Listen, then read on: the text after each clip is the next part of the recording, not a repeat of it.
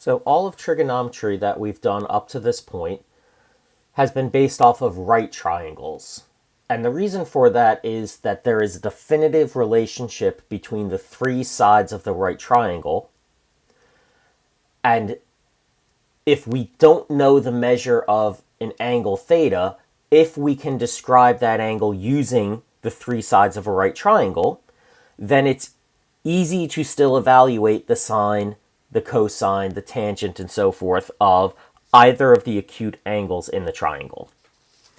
However, there are a lot of other triangles out there that are not right triangles. They are known as oblique triangles, triangles that have no right angles. Such triangles can be what is known as an acute triangle, meaning all three angles are less than 90 degrees. Or even an obtuse triangle, meaning one angle exceeds 90 degrees, and then the other two would therefore both have to be acute. There are a couple of rules that deal with the solving of a triangle based on which information in the triangle we have. So I'm going to draw a generic oblique triangle here. And I'm going to label the three angles as A, B, and C. And I'm going to label the sides opposite each angle with the lowercase a, B, and C.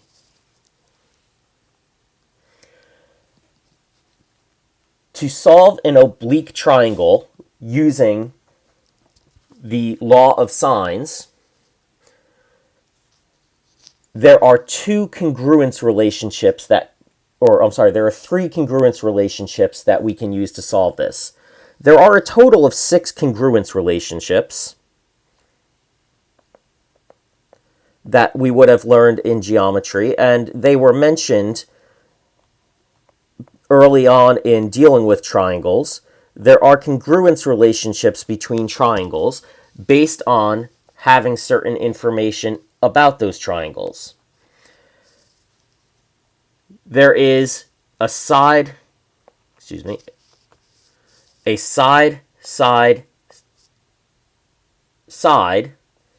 relationship where if we can show that all three sides of the triangle are the same length, then we can show that they are congruent. The idea is that if we have all three sides of the triangle, we can therefore establish or figure out the rest of the triangle, in this case, what the three angles are. There is a rule that will allow us to solve the triangle, meaning identify the lengths of all sides and all angles, simply by knowing the lengths of the three sides. There is another relationship, side, angle, side, meaning we know the lengths of any two sides and the measure of the angle between them. These two congruence relationships require what's known as the law of cosines.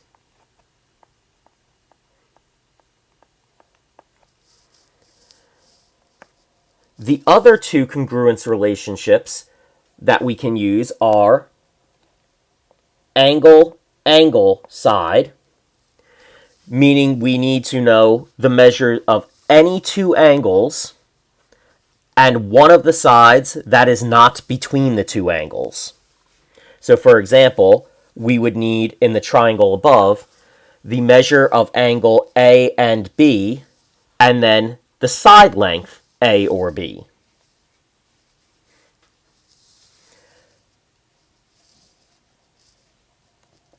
Another one is angle, side, angle, meaning two angles and the length of the side between them.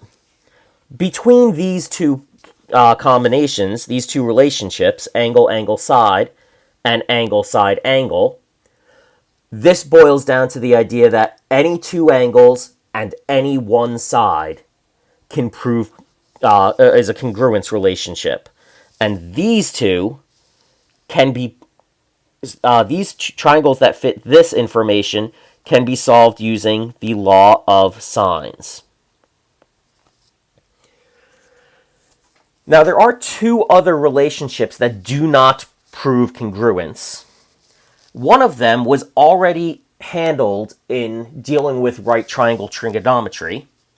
That was the angle, angle, angle relationship, where we showed that we can draw triangles of any size with the same three angle measures. Because to have the same three angle measures, a larger triangle must have side lengths that are in proportion to those of a smaller triangle. So while this does not prove congruence of the triangles, we did talk about this and how the sine of an angle is going to be the same regardless of the size of the triangle drawn. So this does not prove congruence, but we have seen that we did see that show up as showing that the measure of the angle is important, even if we don't actually know its measure. Even if all we have are the side lengths of the triangle to go off of, the size of the angle is still relevant. The other relationship that does not necessarily prove congruence is side-side angle. Any two sides, and then the angle opposite one of them. This does not prove congruence. And as such, the law of sines does not help us with this exactly. Given this information, it is possible that we may find there is only one triangle that works, but it is also possible we find that there is no triangle that works, or that there might actually be two triangles that work. It's very ambiguous, and as such, we're not going to talk about the side-side angle because it is not a congruence relationship. So, the law of sines, to start with, the law of sines says the following.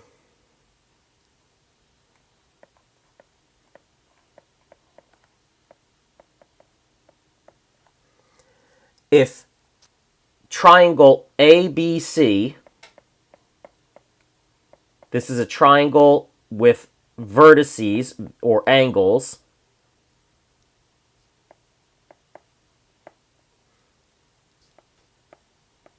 labeled capital A, capital B, and capital C.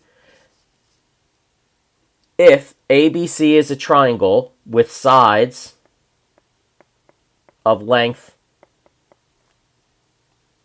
A, little b, and little c, where little a is opposite the triangle from big angle big A,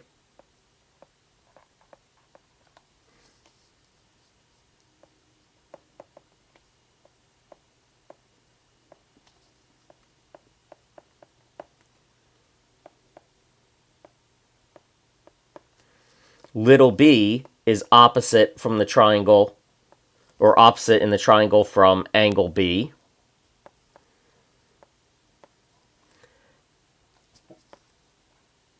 And side little c is opposite from angle big C in the triangle. Then the following relationship holds. The ratio of the sine of angle A over the length of side little a is equal to the sine of angle B in ratio to the length of side B, and both of those are equal to the sine of angle C over side length C. Basically, for any part of the triangle, if we take the sine of an angle and the length of the side across from it, we can take any such pair and put them in ratio, and we will always get the same value. We can actually show this using a right triangle to start with.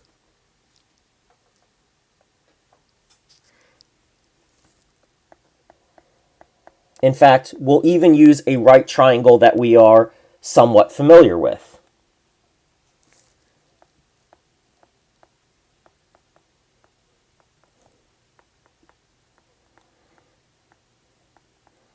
Now, because this is a little bit more geometrically based, we tend to use degree measure more often than radian measure in using the law of sines or the law of cosines. So we're going to show that the law of sines holds for the 30, 60, 90 right triangle.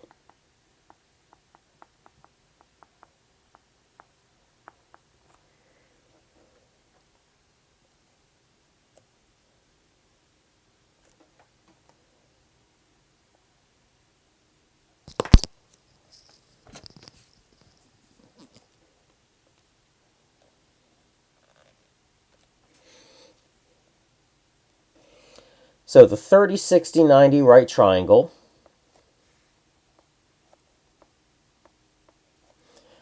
has side length 2 along the hypotenuse, 1 along the side opposite the 30-degree angle, and square root of 3 along the side opposite the 60-degree angle.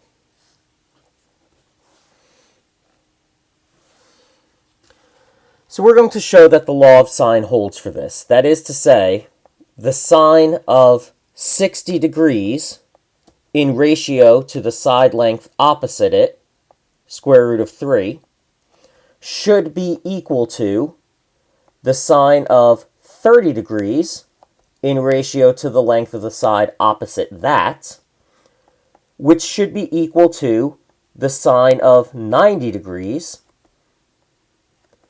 over the length of the side opposite that angle.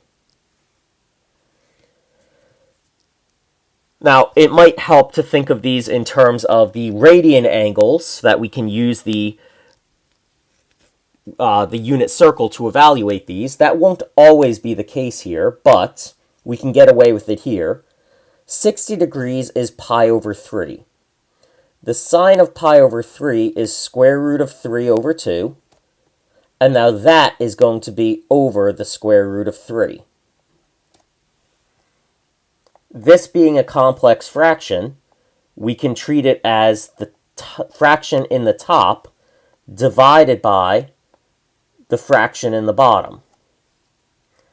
And the division can then be written as multiplication by the reciprocal. Now, I'm not going to bother rationalizing the denominator here, because the two radical 3's are going to cancel out, and it leaves us with 1/2. Now, the actual value 1/2 is not itself important. What is important is that when I do the sine of 30 degrees over 1, that I'm going to get the same thing. 30 degrees is, in radians, pi over 6. The sine of pi over 6 is 1/2. And this is over 1. Therefore, it simply becomes 1/2. So again, it's not the 1/2 that itself is important. What is important is that I got the same value when I used the 30-degree angle and the length of the side across from it that I got when I used the 60-degree angle and the length of the side across from that. One more angle and side length to work with, and that is the sine of 90 degrees over 2. 90 degrees in radians would be pi over 2, and the sine of pi over 2 is 1. So with even less simplification, we find that once again we get the same value. So again, it's not the value 1/2 that is relevant. The idea here is to show that if we take any angle and take the sine of that angle in ratio to the side length opposite that angle, we will always find that these three ratios come out exactly equal. And we can use that information to help solve any triangle given the angle side or angle side angle congruence relationships. For example,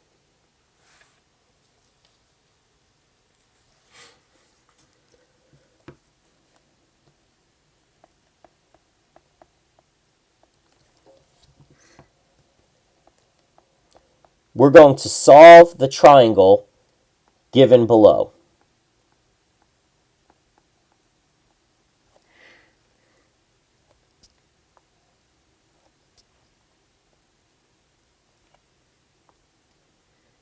Suppose we have a triangle with angles A, B, and C, and sides A, B, and C.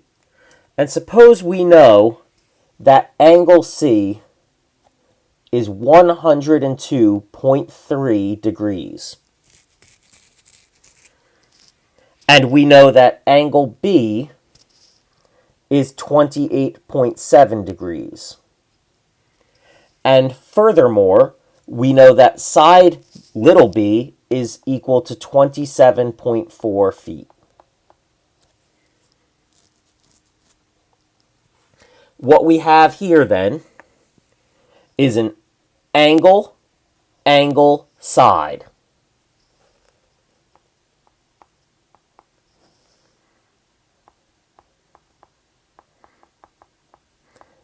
The idea of this being a congruence relationship is that it is deterministic.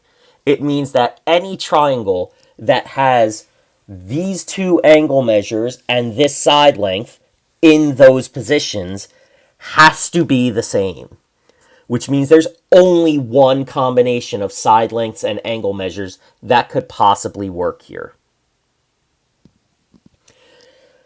Now, getting angle A is easy enough. We can simply do that based off of the relationship that the sum of all angles has to be 180 degrees. So the measure of angle A plus the measure of angle B plus the measure of angle C must always be 180 degrees for any triangle. So getting the measure of angle A is simple enough. The measure of angle A plus 28.7, that's the measure of angle B, plus 102.3, that's the measure of angle C, has to equal 180. Well, 28.7 and 102.3 together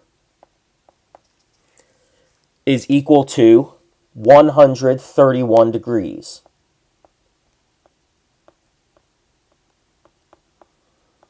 So a quick subtraction of 131 degrees from both sides shows us that the measure of angle A is 49 degrees. So we now have that information.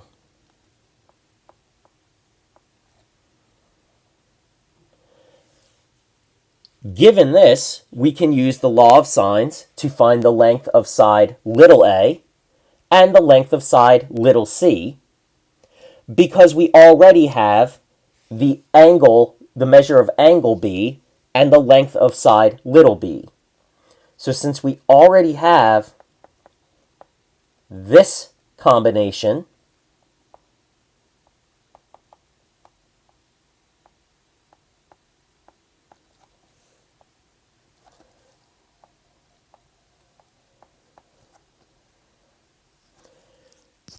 we can use that to find the length of side A, because the idea is that this should be equal to the sine of angle A over the length of side little a.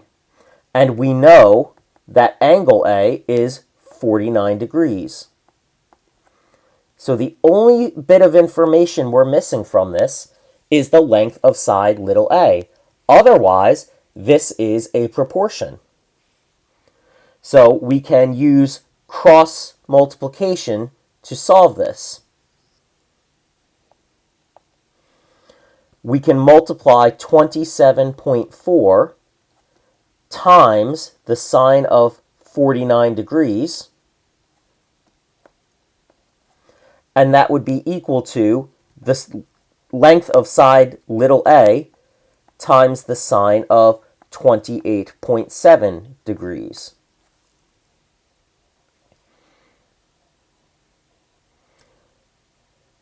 To solve for little a, then, we can divide both sides by the sine of 28.7 degrees, and then this can be put into the calculator.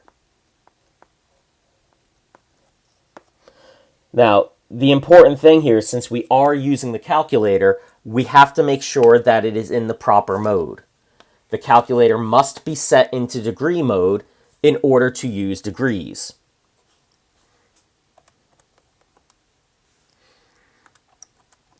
But a quick run through the calculator here.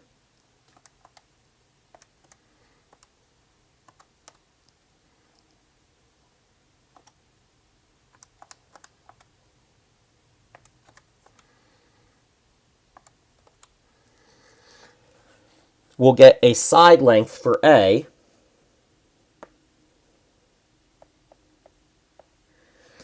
of 43.06, etc. We'll call that 43.06 approximately. And that is the length of side A.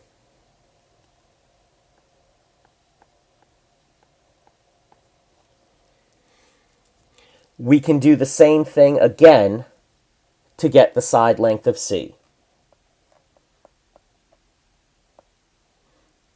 Because the relationship is that the sine of, the sine of B, angle B, over the length of side B has to be equal to the sine of angle C over the length of side C. So again, we have the sine of 28.7 degrees, that's the measure of angle B, over 27.4, that's the length of side B, and that should be equal to the sine of 102.3 degrees, that is the measure of angle C, over the length of side C. And again, through algebraic manipulation, what we should get out of this is that C is going to be equal to 27.4 times the sine of 102.3 degrees over the sine of 28.7 degrees. A little bit of algebraic manipulation will show that, or will produce that.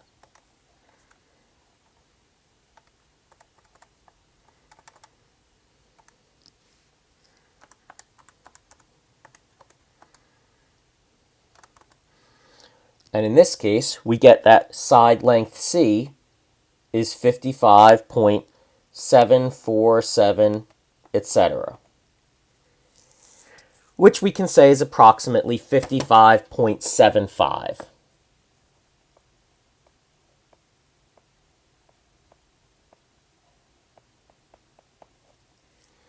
And thus we have the lengths of all three sides and the measures of all three angles. And this triangle is solved. And that's how the law of sines works. Again, it only works on angle side and angle side angle relationships. For the other two deterministic relationships, side angle side and side side side, we would need the law of cosines, which will be covered in the next video.